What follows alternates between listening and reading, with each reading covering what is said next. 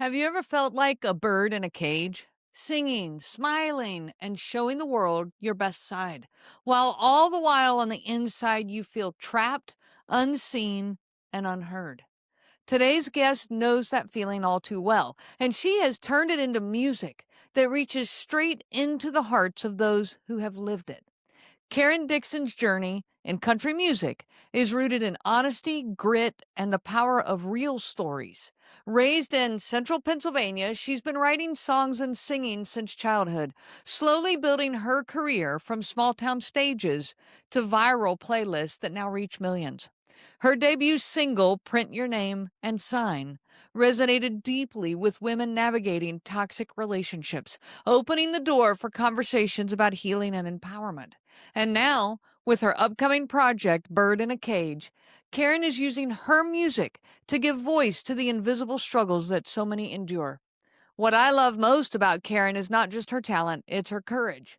She's willing to be raw and vulnerable, to put words and melody to experiences that are often silenced. Through her music and her story, she's empowering others to remember that their voices matter and their dreams don't have to die. Welcome back to the Covert Narcissism podcast, where we shine a light on the hidden cage of emotional abuse and celebrate the courage it takes to break free. This is part one of a two-part conversation that I had with Caryn Dixon, and I can't wait for you to hear her story. I'm your host, Renee Swanson, and today I'm so honored to have Caryn Dixon here with us. Caryn, good morning. How are you today? I'm great. Thanks for having me back on the show. It's very happy to have you back. It's been a while. I don't remember It's how long it's been, but it's been a while. it's been I was trying to remember this morning. I think we're going on a year and a half almost. So Okay. a little And a bit lot has changed in a year and a half. a lot has changed. My journey has taken many twists and turns, and I'm much further along than I was the last time I talked to you. Good deal. Yeah. I would love to hear. I mean, that's part of what we want to talk about today is I want to hear about some of that journey. Now, you are in the music world and getting ready to release what I keep hearing is called an EP. And I'm like, okay, what is an EP? And so can you just kind of give the listeners here a little bit information about that and what's that got to do with what we're talking about today? Yeah, this is my first EP, which is a collection of songs. An EP is different from an album. Albums usually are like 10 songs, and EPs shorter. So I have 5 songs coming out. It's my first EP, as I said, since I have embarked on this new part of my life where I'm chasing this dream, or I can't even say I'm chasing anymore. I'm just in it. I am full force in the thick of it. Um, this is a collection of songs called "Bird in a Cage." I wrote this. It has an order to the releases of the songs and the order that the songs have been recorded, where it's a journey from my time where I left my life as it was and I moved forward, and through this path over a year and a half, I have learned and grown and found a new part of myself that I didn't even know existed. So I'm really excited to have this out. It was a little scary to write it and be so honest and vulnerable. I've never been this raw in my writing, but it felt like it was a good time. So it's a I'm yeah, it'll be out September 26th. So right now I'm just working at, dropping some of the singles that are on it and talking about it, and just letting everyone know that, hey, I'm ready. I'm ready to get out there and talk about all this and help other people, hopefully, with the song. That's awesome. Yeah, and you have found a place to be vulnerable and raw after living, all the lives that so many of us have lived where we could never be vulnerable and raw. Yeah, and that's the premise of why I called it Bird in a Cage. Much of my life, and I didn't even realize this until I have moved past that life, and I'm so far out and so far removed now. When I look back, I was in a cage. I didn't even realize it. Bird in a Cage. The reason I titled that is because I lived my life like many others, especially on this podcast and people listening to it. I lived a life in a cage, and from the outside, people looked in, and everything looked nice. Like I was on display. I, I made sure I was kind of in a way on my best behavior and just not causing waves and ripples. But on the inside, I mean, I was trapped in a life that it was not a life I had planned for, not a life I wanted entirely. I mean, I always wanted children, and I have 2 amazing kids, and so I can't, like, some of it I can't Right. look at it in a negative light because there's so many happy moments with my children throughout those 15 years. But really, like, the I talk a lot about my relationship, but I was in a cage in many aspects of my life. I attached myself to people that just were not people that were a positive influence in my life. So I talk about my relationship, but and really the entire album and our EP is about me finding myself, me realizing what I was doing, why I was attracted to certain type of people, and what I did kind of to get out of that and move forward and make new friends and make a new life and make a new path for myself. So that's pretty much why I called a bird in a cage. So Yeah. So the songs take you through that progression. yes. That's awesome. I can't wait to hear it. And to outsiders looking in, I guess let's talk about this because for so many, our life that, we're living as a bird, in a cage, we're, the beautiful bird and we're singing and we're showing that we're happy, we're on our little swing and we're doing life. And everybody looking in, like you said, it doesn't match what we're really living on the inside. It doesn't, and I think one of the most common piece that I keep encountering over and over again, as I start talking more about this, and as people are listening to these songs, and they're really listening, and they're listening to the lyrics, the most common reaction is people are just like, "Oh, I had no idea. Everything seemed so normal. You seemed so happy. Everything you seemed like the perfect couple. You seemed." It's and I've heard stories, especially like listening to people on your podcast. I've heard this before that people had no idea, and I'm like, "Well, I hear yeah, it over and over and over, and in the Facebook group and with my clients. Yes, this is a common theme. yeah," because you don't want to disrupt anything because any little disruption or any embarrassment, a lot of it is embarrassment. Any, you know, poke to an ego or anything that would make someone the other half feel less than you, it erupts in chaos in your house. So, and usually, at least for covert narcissism, that chaos isn't running around screaming at you, hitting you, punching you, pushing into walls. It's silent treatment, strange behaviors, sulkiness, making you feel like you've done something wrong, but you have no idea what's happening because they won't talk to you. Like you're just Mhm. you're in a prison that no one really can see. And I hate saying this sometimes because I know that physical abuse is wildly serious, and every type of abuse, in my opinion, is horrible, and there's no way Mhm. around saying one type of abuse is worse than the other. But so Abuse many is times, abuse, and abuse is wrong. yeah, abuse Yes, is terrible. 100%. Mhm. But so many times I was like, I like on one wish I had bruises because I have nothing to. It's very hard to explain this to somebody. At least if you had a bruise, I could be like, look, here it is. But they're internal bruises, and you can't easily articulate 15 years of a progression where it did not start this way, but it progressively got worse and worse and worse as time goes on. And then suddenly you're in this whirlpool of, or like a washing machine, like what is this thing? I'm just churning around in this life that I have no idea how I got here. So explaining that to Yeah. somebody is almost impossible, you know? Well, I mean, I have said many times that, I run a podcast. I run the Covert Narcissism podcast. I've done over 300 episodes. And still, if somebody walks up to me and says, "So what is covert narcissism?" You still have that moment that you go, "Uh," Yeah. like, you still have that, "Okay, how do I explain this? How much do they know and how much, would they understand or will they not understand?" Because it's not clear cut. It's not in your face, physically present. It is so subtle and insidious. Yeah. And I remember the first time I came on your show, we started recording and you asked me a question. I literally went blank. I was just like, oh, I didn't practice even how to start talking about my life. Like, I remember Mhm. specifically that moment, just like my mind went whoop. I even had notes like written down. I was just like, I don't know where to start. It's just so long and Yeah, complicated. yeah. Um, and That's again, how like, most of my clients come into sessions with me, group clients, individual clients. They come in and I'm like, "So what brought you here?" And, like, how do you right, start that story? But the good news is when you connect with somebody who gets it, you don't have to start at square one right. You have at because least people some get it. common Yeah. ground to like go with.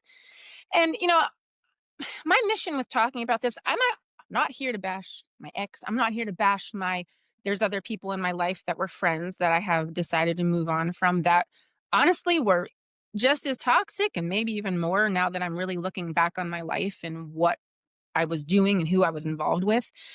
I was definitely really focused on fixing people. I don't know why. I my one of my ex bandmates, I remember it was like I don't know, probably 13 years ago, 12 years ago, something like that.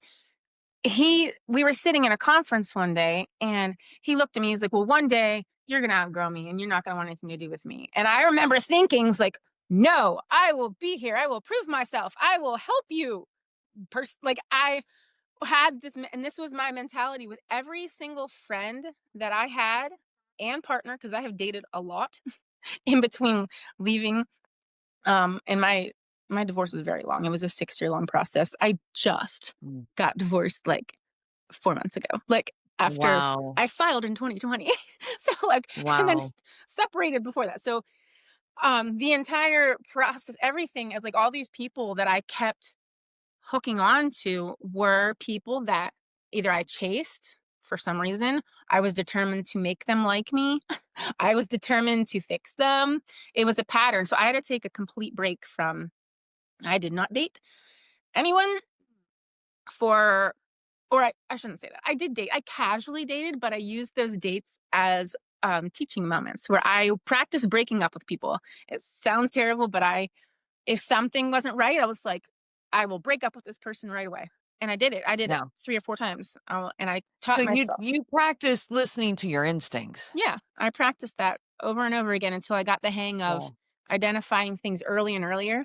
Um, because as you've talked about this many times, like those masks don't come off immediately. It takes a while. And I Mhm. was finding that like month 3 and 4, when I would date somebody, it would start to slip. And as soon as it Mhm. slipped, I was out of there. It took me the first one was 9 months that I and I was So it and took a that little longer. but I got better and better at and now I'm in a really, really healthy relationship. Um Good. I didn't even know these relationships existed, to be honest. So my They mission do. yeah. They do, and I'm very, very happy that you have that. Very happy. So let's go back to this bird in a Mhm. cage. We hide the chaos from the world around us that we're living, okay? We don't show it, and you kinda touched on this, some of that being because we get this backlash if we let any of it show or if we talk about it to any of our friends and family. But I also ran into I I wanted this to look like the perfect marriage or at least a healthy, good relationship because I wanted my friends and family, I didn't want them to think badly of him. Like he has his moments, yes, don't we all? And of course, that's another reason we hide it is because we truly believe everybody has their moments. And that includes this kind of behavior. But I painted that perfect image for my friends and family because that's what I wanted them to see. Yeah. I mean, yeah, I think that's part of when you get married anyway, you make this commitment. And for me, that marriage and that commitment I took very seriously. My vows, I honestly never, I mean, one of my biggest mistakes, I think, is I told him and myself, I will never get divorced. It doesn't matter what you do or what happens. I regret saying that. I was gonna say that's a green light to You hear. know, You're gonna looking back, I thought I was being committed and being a good wife. And so, yeah, hiding those things I thought was my duty as a wife to always Mhm. hold him in the best light. Um, and my I'm not trying to I don't want to bash him. I still have to parent, to a degree. We parallel parent. Mhm. You know, it's a different type of parenting and it's a little tricky here and there, but like I don't have a desire to go out there and just go crazy. I do believe there is good in these people and I think that it's sad. I do know some of the experiences and the upbringing that probably contributed to a lot of this behavior, Mhm. but that's not my burden to fix and I can't. That's on the person themselves to realize and recognize and do work. Um so I didn't know that I didn't understand that then. So I did exactly what you said and just kind of hit it, tried to deal with it on my own, waited for those I always described it as kind of waves, like there would be this wave of this high and everything's fine, and then it would crash down, and then I would wait, and there would be like this weird silent period or weird, and then it would come The back up. weird okay place. It's a weird okay Yeah. place. It's like Yeah. you're like, "Okay." I like, I remember there was a period of time where I just was like, "This is just how I'm gonna live. This is just how it is. It's not terrible right now, I suppose. It's not awesome. I don't really like being in this life, but it just is what it is." I remember just Mhm. thinking of, because I was in that place that it wasn't terrible, but it wasn't bad. And I was like, I guess this is just my life. And that's also a similar time where I just accepted that going to Nashville and being a songwriter was not ever gonna happen, and I'd have to settle for just being a cover singer on occasional gigs locally. Like, I gave up. I really just gave up on everything at that point. Um, so that's That's a common theme amongst people as well, because when you're drowning in this relationship, you don't have the freedom to be you, the freedom to be spontaneous, the freedom to be vulnerable, the freedom to voice your thoughts and feelings. Like when all of that is gone, then everything else in your life suffers too. yeah. It's not like you can live that way and thrive in everything else. No, there is no thriving in everything else when No. you've got that going on because it consumes you. Yeah, I was I get really angry when I think of that because so much time was wasted. Not it wasn't wasted, but I was not able to give my best motherly self to my children. I was exhausted. I was crying every day, every night. I mean, we were existing in the same house for a long time, um, because I had no choice. I mean, COVID, like COVID ruined. COVID was an impact for a lot of people. Yeah, Yeah. like I had plans and I had saved and I had been working really hard to get out. Um, and then COVID happened and I couldn't support myself. The gigging world was completely wiped away. Um, Serving, like all Mhm. the things I had done to make side money was just gone. So, um, just existing in this house for that long, and it's such night and day difference. The kids see me now, I am silly, I'm laughing, I'm giggling, and I never could do that because I was hiding, like, most of the time in my room, just Yeah. trying to escape triggers, like the triggers were horrible. And something that I think that is really uh, common, I think, from what I hear is I've been there. I question, like, why am I the narcissist? Like, this is like when you're going That's through this extremely process. common. Yeah, you're like, Yes. am I the narcissist? Yes. Because there's times where I just raised my voice and lost it. Only two or three. I only remember. There's not that many that I remember that like actually just being like. But unfortunately, those moments, like the kids remember, because the other end of things, that's not the type of response. His response was always very calm, very quiet. So I mean, I'm the crazy one because I'm getting upset and crying.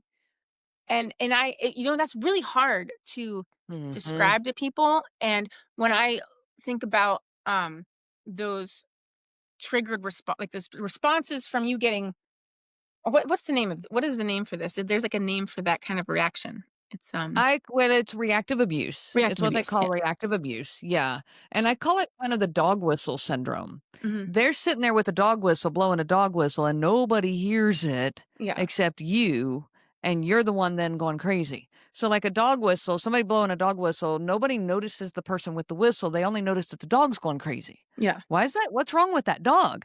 Well, the problem is this person who's blowing the dog whistle. Well, that's kinda like what you're describing. His remarks, his huffs, the look on his face, you knew what all of it meant. Yeah. Nobody around you saw it. They're just looking at you going, "Why are you upset?" Yeah, like, "What's wrong?" And I that's the stuff that is sad for me to know that the kids saw because they were too young to understand what was happening, the chaos in this house, the tension in the house.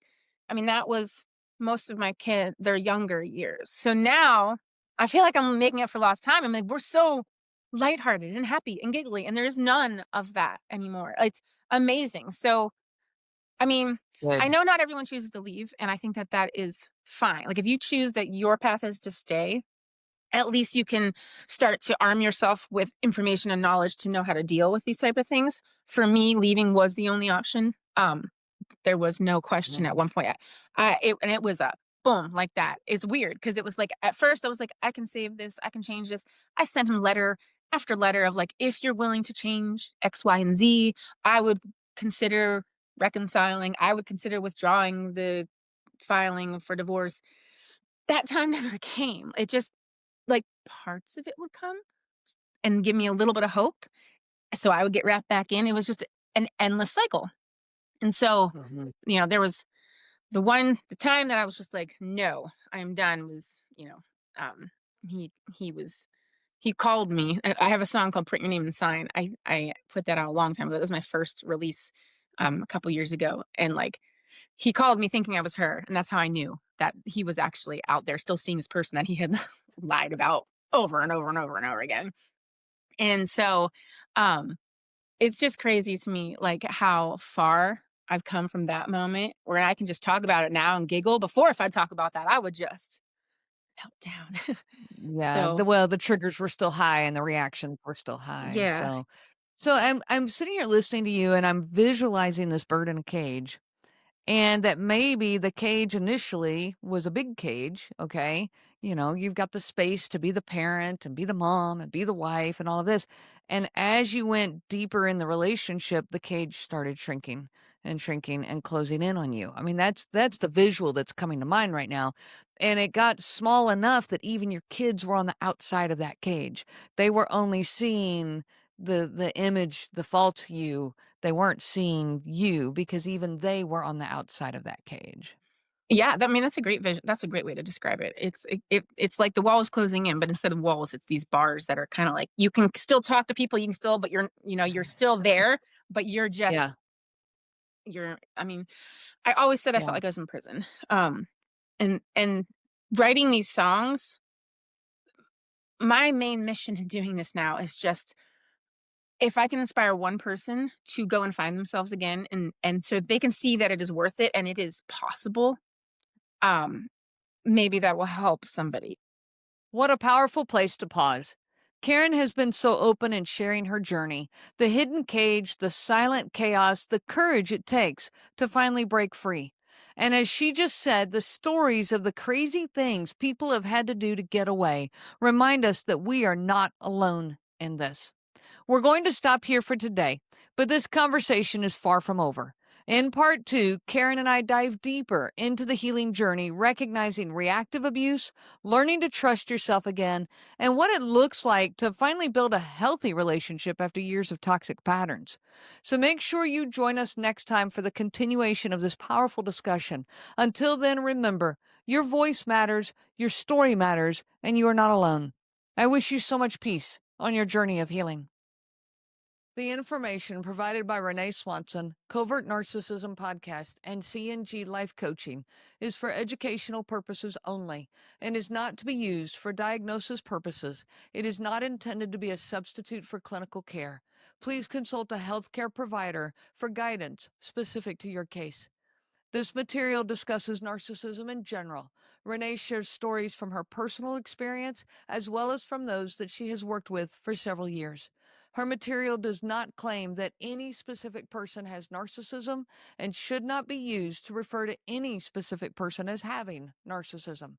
Permission is not granted to link to or repost this material to support an allegation or support a claim that any specific person is a narcissist. That would be an unauthorized misuse of the material and the information provided. Thank you.